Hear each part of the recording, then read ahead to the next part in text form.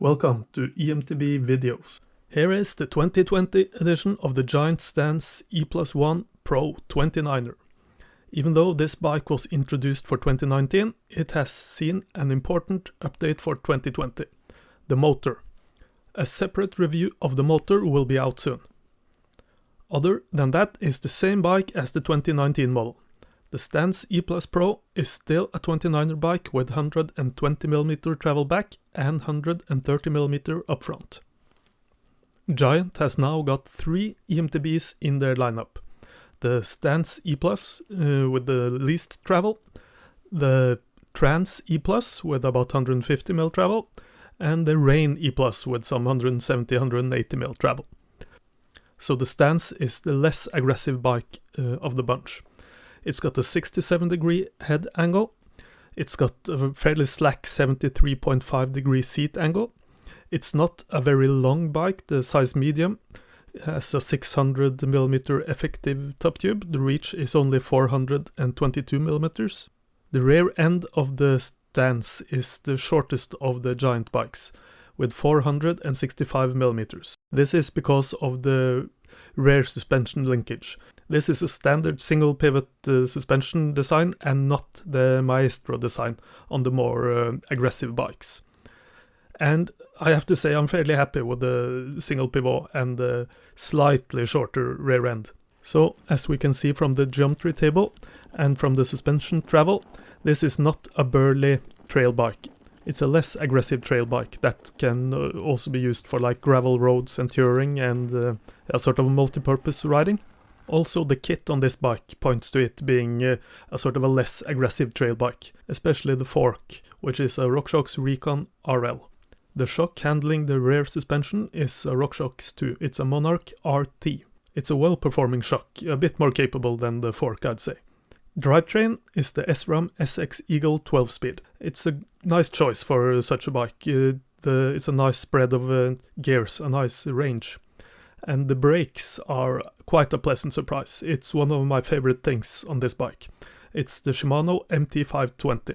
That's surprisingly capable brakes for a bike in this category. The tires are the Maxxis Ardent 29ers 2.4 inches wide. That's not an aggressive trail tire, but it makes sense on a sort of a multi-purpose bike. And on my test ride, they actually performed surprisingly well. I was prepared to swap the front tire mid-ride, but I never felt the need. The bike weighs in at 24.8 kilos, pedals included, so it should be about 24.5 without pedals. But a lot of eMTBs will do for multi-purpose riding, and they can be had for much less than the Stance E+ Pro. This bike is 3,899 euros. You can get a more aggressive and capable trail bike for that kind of money. The Stance has a couple of things going for it though. I've mentioned the brakes and then there's the motor. The Giant Syncdrive Pro is updated for 2020. It's based on the new Yamaha PW X2. It's a nice and powerful motor that will allow me to ride quite effortlessly. It provides lots of assistance even though I pedal calmly with low cadence or low pedaling frequency. And even though the 465mm chainstays are short by Giant's standards, they really are at the long end of what I consider normal. The slightly long rear end combined with the powerful motor makes the Stance E+ a great climber. Fredrik is doing the filming on board a Merida with much grippier tires, but he couldn't follow on the steepest climbs.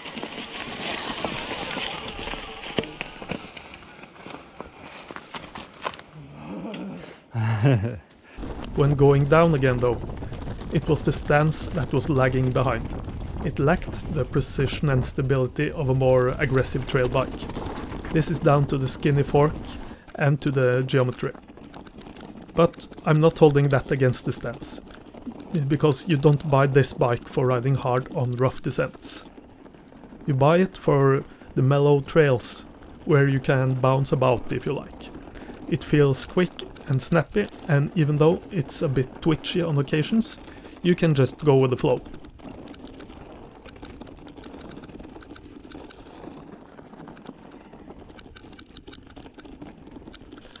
low speeds on flat technical trails, the Stance E+, powered on and left the camera bike behind again.